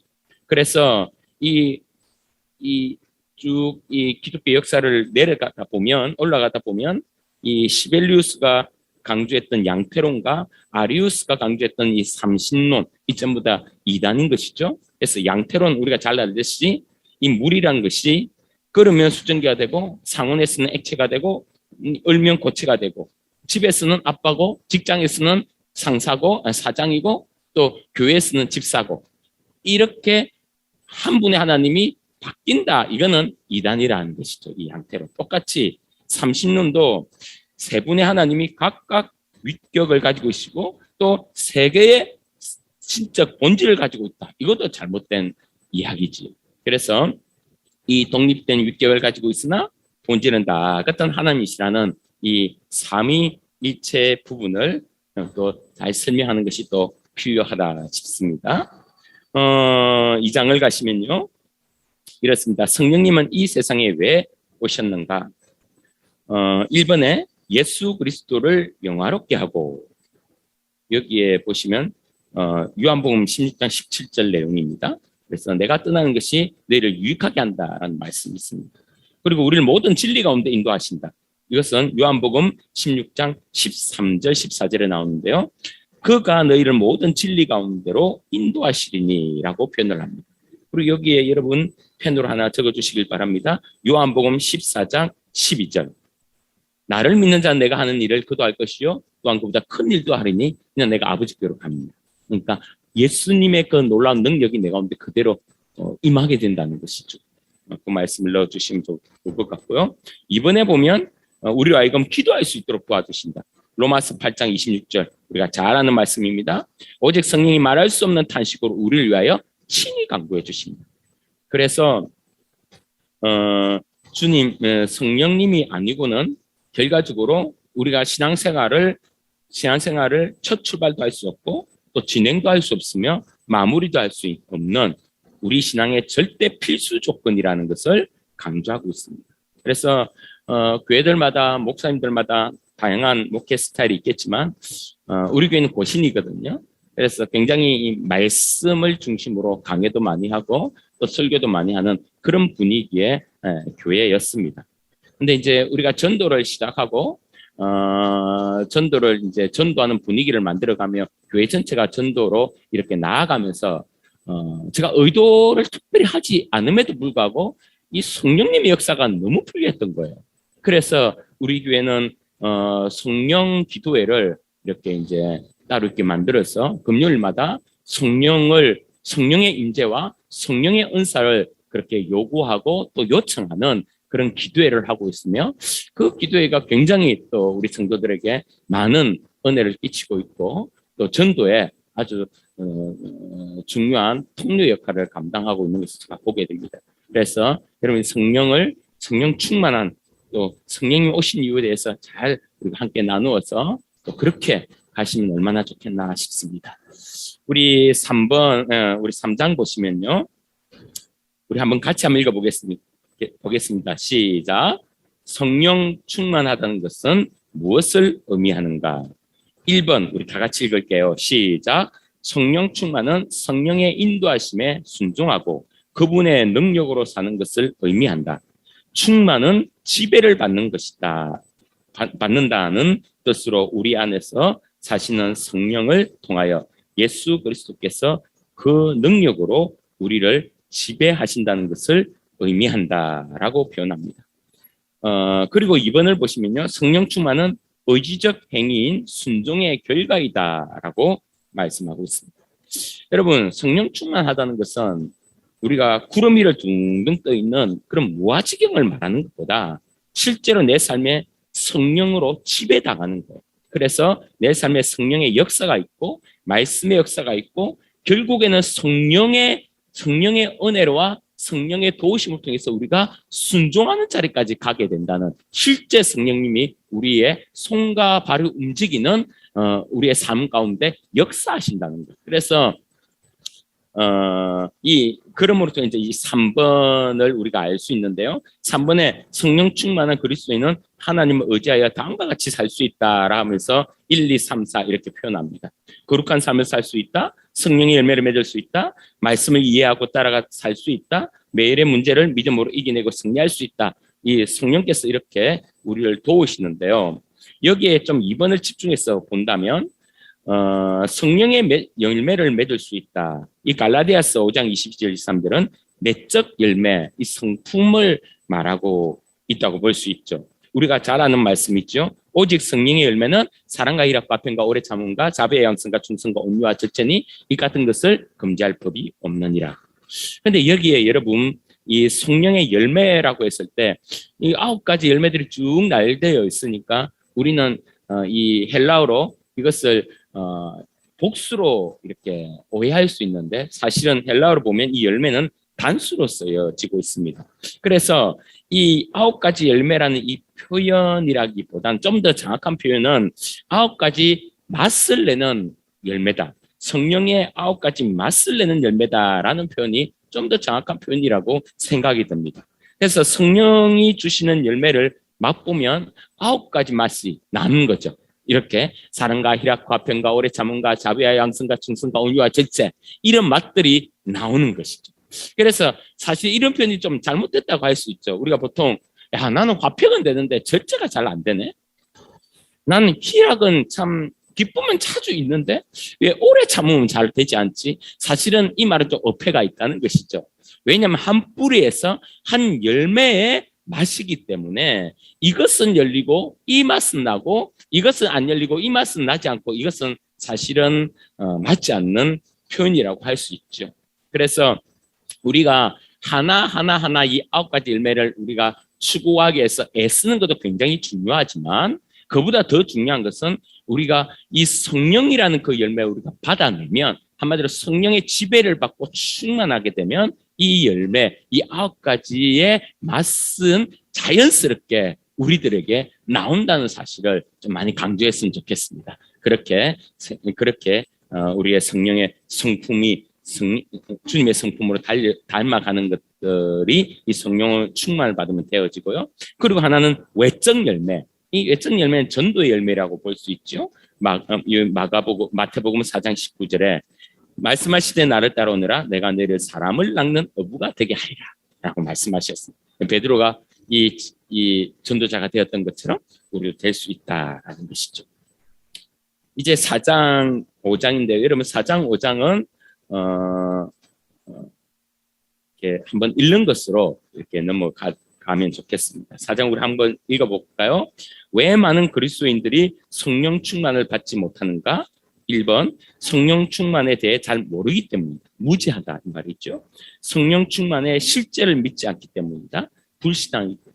그래서 진짜 성령이 필요하고 성령이 우리가 방금 배운 것처럼 정말 우리의 신앙 가운데 절대적으로 필요하다. 필수 조건이라고 우리가 알면 알수록 그 성령에 대한 갈급함과 충만을 받게 되게 되는 것이죠. 그래서 5장으로 또 넘어가 보겠습니다.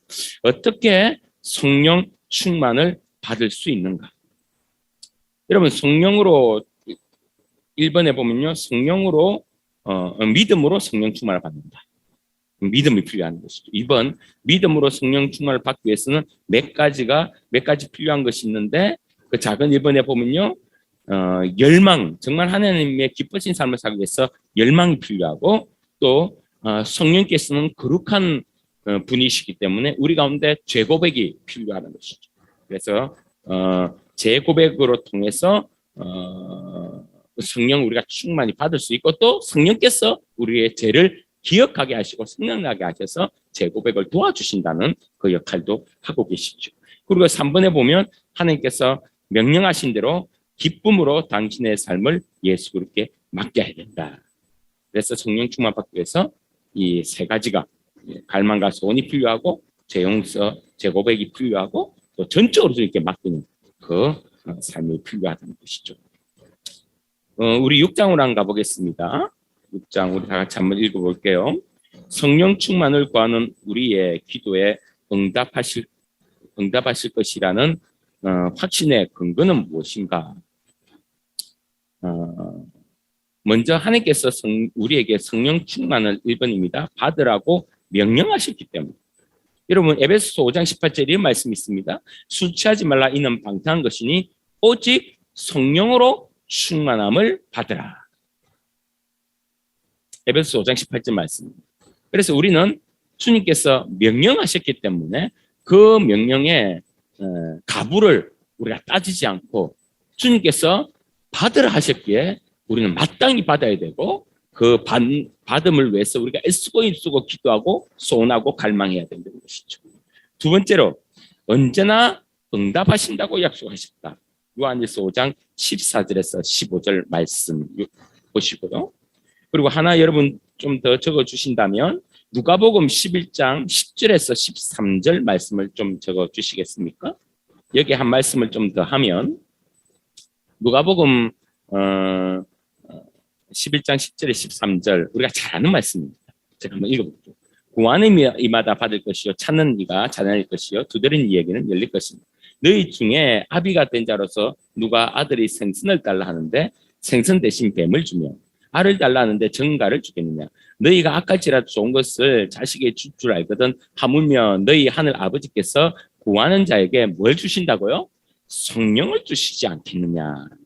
그래서 사실은 우리가 다양하게 구하지만 하나님이 우리에게 주실 가장 좋고 가장 귀한 선물은 이미 주님께서 무엇이라고 이야기합니까? 성령이라고 이야기하시죠.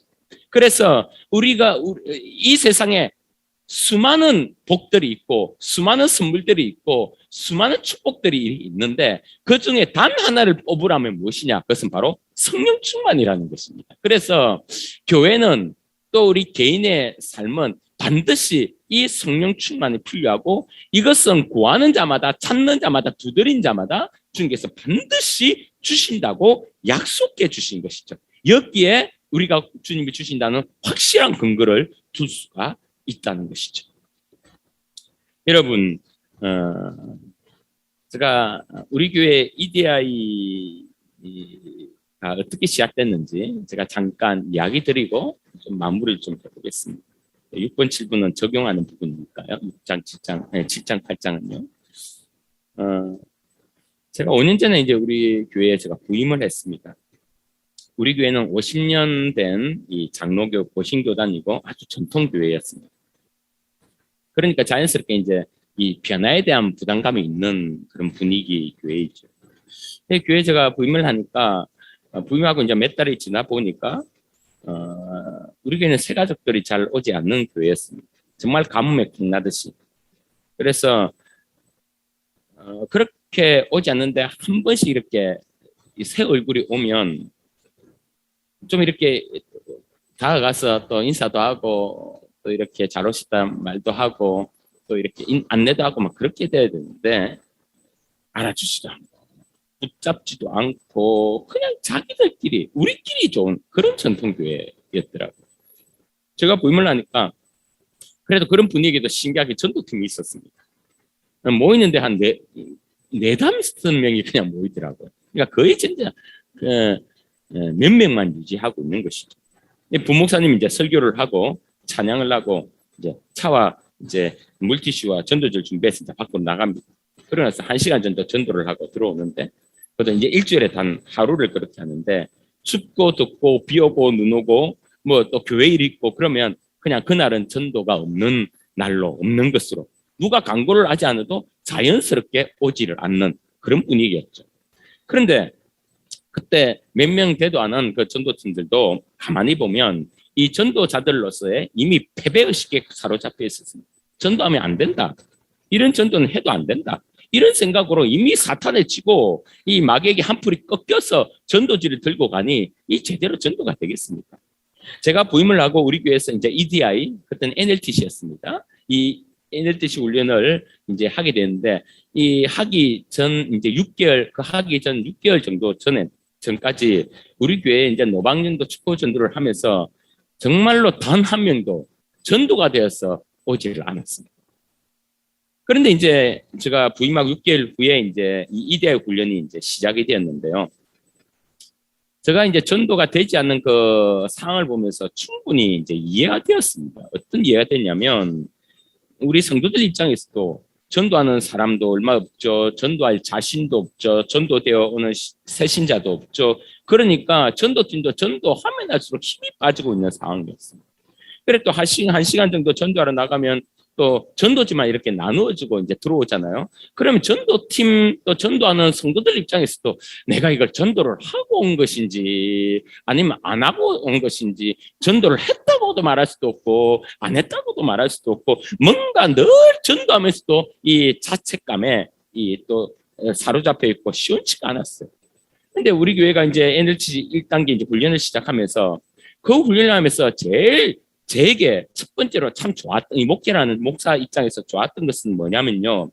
이 EDI, 이 덕포, 이 사역리가 이 전도에 굉장히 큰 장점이 있습니다. 이게 뭐냐면, 전도팀이 가서 전도지만 나누어주는 것이 아니라 그 한 5분, 3분에서 한 7분 이 짧은 시간에 이 복음을 전하고 온 거예요. 그러니까 이 복음이라는, 이 예수님이라는 이 복음의 이 아주 엑기스를 전하고 오니까 이 전도팀 마음 가운데 어떤 마음이 생기냐면, 이 예수를 믿는 것은 하나님의 뜻 가운데 있는 것이고, 일단은 내가 이날 그들에게 가서 복음을 전했다는 이 확실한 이 증거가 있으니까, 확실한 이 팩트가 있으니까 마음 가운데 자부심이 생기는 거예요. 그래, 나는 오늘 전도하고 왔다라는 거예요. 그래서 눈빛이 바뀌기 시작했습니다. 그런데 더 놀라운 것은 길거리에서 사람들이 안 들을 것 같은데, 훈련하면서 우리 스스로 놀란 것은 그 사역리를 사람들이 다 듣는다는 거예요. 그래서 사역리를 사람들이, 지나간 사람들이 들어주면요, 우리 전도팀이 또 그거 들어주었다고 얼마나 고마워하고 감사하고 기뻐하는지 뭐 너무 좋아하는 거예요. 특히 여러분, 오래된 이제 신자들, 한 번도 제대로 복음을 전하지 못하고 중직자가 되어서 장로되고 권사되고 집사되고, 여러분, 그런데 우리가 전도에 대해서는 설교하지 않을 수가 없잖아요. 또 강조하지 않을 수가 없잖아요. 그러면 앉아있는 성도들은 늘 눌리는 거예요. 힘들고 자책감이 드는 것입니다. 그런 가운데 이렇게 자기가 자기 입으로 복음을 전했다는 이 하나만의 이 사실로 통해서도 이 교회 분위기가 바뀌어지고요, 눈빛들이 달라지기 시작했습니다. 그런데 복음을 전하는데요, 하나님이 역사를 했어요. 그래서 그렇게 단 한 명도 6개월 동안 오지 않았던 우리 교회가 NLTC가 시작되고 나서 하나님이 은혜를 주시는데 한 주도 빠짐없이 새 가족들이 다 왔습니다. 그러니까 새 가족이 아직 오지 않으면 어색한 교회가 되기 시작했고요. 더 신기한 것은 뭔지 압니까? 그 오는 사람들의 80에서 90%가 노방에서 만났던 그 전도했던 사람들이 오는 거예요. 사람들이 이런 말을 하지요. 노방전도는 안 된다는 분도 있어요. 아니요, 천만의 말씀입니다. 이 몇 자 적혀지지 않은 이 종이, 이 사형리, 이 덮포, 이것으로 안 된다고 이야기하시는 분이 있지만, 이걸 들고 나가면요, 실제적으로 전도가 되고요, 교회에 들어온다는 이 사실을 우리 교회를 통해서 저는 깨닫게 되었어요. 여러분, 복음만 들고 전하면요, 요즘에도 돼요. 여러분, 이 대구는요, 영적으로 불모지라고 사람들이 이야기합니다. 네 번째 큰 도시는 맞아요. 그러나 이 대구란 지역의 복음률이 7%밖에 안 되고요. 이것을 좀 짜게 보시는 이 목회자들은요, 5%밖에 안 된다는 거의 불모지로 보고 있어요. 그리고 굉장히 사람들이 보수적이고 좀 딱딱한 그런 면이 있습니다. 그러나 이 노방정도, 이 EDI, NLTC 훈련을 받고 이 사역리와 덮포 이걸 가지고 이 복음을 전할 때요, 이 전도 폭발, 빌립 전도, 오이코스 전도, 이 다양한 전도의 도구가 있지만 그 짧은 시간에 이 복음을 전하고 오는 것은 제가 볼 때는 이 사역리만큼 이 파격적이고 이 놀라운 파워가 있는 저는 이 전도의 도구는 없다고 저는 생각을 하고 있습니다. 그래서 다들 장단점이 있지만 이 노방전도에서는 이 사형리가 굉장히 중요하고요. 또 이 득포를 여러분 훈련하면서 우리가 EDI를 훈련하면서 여러분도 지금 깨닫겠지만 이 훈련하면 여러 가지의 또 그들이 성장할 수 있는 단계 훈련들이 있고, 그래서 EDI 훈련을 가지고 여러분 교회에 가서 성도들과 함께 이 훈련을 해 나가면 훈련받는 전도팀들이 먼저 성장하게 되고, 오늘 이렇게 성령 충만을 받는 밤 이런 것들도 우리가 소책자로 통해서 또 이 훈련을 통해서 잘 해 나가면 아주 영적으로 이 교회가 풍성하게 될 것이라고 저는 믿습니다. 우리 성도들에게 그러죠. 관계 전도 중요하다고. 예, 관계 전도보다 이 파워가 있는 전도는 없습니다. 저도 인정합니다. 그래서 성도들에게 가정에 가서 직장에 가서 이웃들에게 이제 관계를 통해서 전도하라고 하는데, 사실은 현실적으로는 어려움이 좀 있습니다. 이런 우리 아시죠? 장로님들 보고 권사님들 보고 안수 집사님들 보고 또 우리 국장님들 보고 열심히 일하는 그런 분들을 보고 이 전도를 좀 관계 전도를 했어요 라고 이야기하면 대부분 이렇게 이야기합니다. 목사님, 저 주위에 교회 다 다닙니다. 아니면 목사님, 다들 우리 교회 한 번씩 다 왔습니다. 이렇게 하는 거예요. 한마디로 관계를 통해서 전도할 사람들이 아주 극소수라는 것이죠. 그런 면에서 이 EDI만큼 이 좋은 전도의 도구가 없습니다. 우리 교회는 1단계, 2단계, 3단계, 그러니까 TOT까지 했고, 또 EDI 교회 간사님, 우리 교회 EDI 간사님들이 이제 성도님들이죠. 간사님들이 또 배출이 되어서 그 간사님들이 또 훈련을 또 함께 시키고, 또 그들이 또 새 가족이 되고 전도팀이 되어서 또 이렇게 전도가 되어지고 있는 상황입니다. 이것이 이제 우리 교육부서까지도 흘러내려가서 우리 청소년분들은 이 전도를 이렇게 전도의 날 있잖아요. 아이들을 전도를 해서 오면 우리 청소년팀 자기들이 옆에 있는 친구들에게 그 예배 시간에 사형리를 읽어주고 득포를 해주면서 전도를 직접 하는, 그래서 아주 전도의 훈련도 잘 되고 전도의 도구로 잘 지금 사용하고 있습니다. 하나님의 놀라운 역사가 오늘도 우리 가운데 있습니다. 그래서 제가 EDI를 하면서 제일 저 가운데 기분 좋고 목회자로서 감사한 일은 다른 건 다 접어두더라도 교회 전체가 전도 분위기로 바뀌었다는 것. 그게 제게는 정말 감사의 제목이었습니다. 코로나 통해서 우리 교회도 정말 지금 뭐 2년 가까이 되는 것이죠. 전도를 제대로 하지 못하고 있는 상황입니다. 그런데 이제 3월 달부터 전도를 노방전도를 이제 시작하려고 준비 중이고, 물론 코로나 기간 동안도 이 온라인으로 통해서 우리 EDI 훈련을 받고 또 전도자도 배출되고 이런 상황 가운데 계속 진행은 되고 있습니다. 뭐 여러분 교회도 잘 하시겠지만 혹 우리 교회 같은 입장으로 이렇게 되어져 있다면 이 EDI로부터 출발하면 아주 귀한 역사가 있을 거라고 싶습니다. 이제 뭐 6장, 7장은 여러분 읽어보시면 충분히 다 적용이 될 수 있을 것 같고요. 제가 한마디 더 하고 이제 마치겠습니다. 우리 아들이 예루 막내가 지금 이제 한 5장을 읽고 있습니다. 5장까지 지금 외우고 이제 6장으로 가고 있는데, 계속 이제 많아지는 것이죠. 그럼 많아지니까 굉장히 외우기가 쉽지 않을 거 아닙니까? 그래서 이 아이에게 제가 동기부여를 한다고, 예루야, 너 한 장씩 외울 때마다, 한 장이 다 외워질 때마다 아빠가 내 통닭 사줄게. 그러니까 아이가 너무 좋아하는 거예요. 얘 통닭? 그래서 눈이 휙 돌아가요.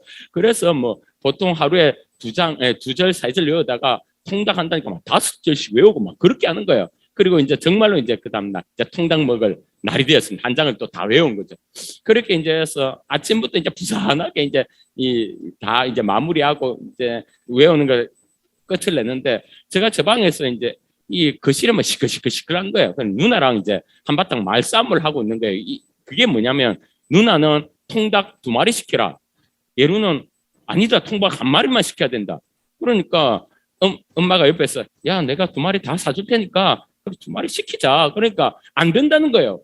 꼭 1마리만 시켜야 된다는 거예요. 그 이유가 뭔데? 그렇게 하니까 내가 성경을 외웠는데 왜 네가 먹냐는 거예요. 내가 했는데 왜 네가 먹느냐는 거예요. 그러니까 배 아프다는 거예요. 그래서 자기 혼자 통닭 한 마리 다 먹지. 아빠도 좋고 엄마도 먹는 거 괜찮은데 너는 안 된다는 거예요. 그러면서 싸우고 있더라고요. 제가 불러서 예루야, 너 성경을 왜 읽니? 너 성경을 왜 외우니? 나 하나님 성품 닮아가기 위해서 그런 거 아니야. 그런데 성경을 가지고 이렇게 하면 너 되니 안 되니? 제가 혼을 내면서 무릎 꿇어 손 들어 또 손 들고 있었어. 제가 왜 마지막에 이 이야기를 하냐면 성령님께서 저의 목회 가운데 이 전도 이 부분도 자꾸 제가 목사로서 썩는 것이 있어요. 그게 뭐냐면 교회를 크게 만들고자 하는 그런 이 성령님이 원하지 않는 그런 마음이 내 가운데 한 번씩 부수부수 나올 때가 있어요. 성령이 원하시는 것은 그 한 영혼이 지옥 가는 것을 불쌍히 여겨 예수 그리스도의 십자가를 통해 구원받게 하는 것인데 그것이 아니라 또 다른 동기부여가 내 가운데 생긴다면 우리들 목회자 가운데 생긴다면 하나님이 기뻐하지 않겠다라는 마음이 저 가운데 있는 것이죠. 마치 예루가 말씀을 외우는 것을 그 인격체신 주님과 교제하고 주님 성품 더 닮아가기 위해서 해야 되는 것이 맞음에도 불구하고 통닭 때문에 하는 것처럼 저 또한 그럴 때 한 번씩 그런 마음이 들 때마다 하나님 내 마음을 정하게 하여 주시고 정말 하나님 원하신 뜻대로 그렇게 순종하며 헌신하며 그렇게 이 전도의 사명을 잘 감당할 수 있도록 도와주소서. 자, 그렇게 한 번씩 기도를 합니다. 여러분도 하나님 주신 귀한 이 생명 살리는 영혼 구원의 본질을 가지고 또 우리 EDI 중심으로 함께 우리가 주의 나라와 주의 뜻을 위해서 함께 나가는 저와 여러분 되시기를 그리고 이 훈련 과정 가운데 잘 훈련되시기를 주의 이름으로 축복합니다. 기도하겠습니다. 사랑의 주님 은혜를 감사합니다.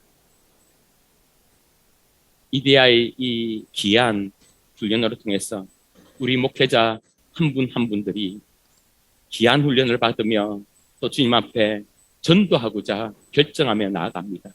주여 하늘 문을 여시사 성령님이 함께해 주시고 우리 목사님들 우리 또 교육자님들 하는 그 모든 목회와 사역 가운데 기름 부어 주시사 영혼 살리는 귀한 기적들이 이곳저곳에서 일어나게 하여 주시고 EDI 이 훈련으로 통해서 주님의 복음이 온 날에 확장되도록 주여 역사하시고 인도하여 주시옵소서. 마치는 모든 가정까지 하나님 함께하여 주시기를 원하고 예수님 이름으로 기도합니다. 아멘. 감사합니다. 수고하셨습니다. 네, 강의로 수고해 주신 대구 천국교회 최용훈 목사님께 감사드립니다. 자, 휴식에 앞서서 전도보고서 기록에 대해서 말씀드리겠습니다. 전도 실천 후에 전도보고서를 기록하셔야 햄버거 쿠폰이 나갑니다. 그리고 전화 통화가 안 된 분들도 전도보고서를 써주시고 쿠폰은 안 보내도 된다는데 체크를 해주시길 바랍니다. 전화 통화가 안 된 분들에게도 안내 문자를 꼭 보내주십시오. 10분간 휴식하겠습니다. 11시 30분에 뵙도록 하겠습니다.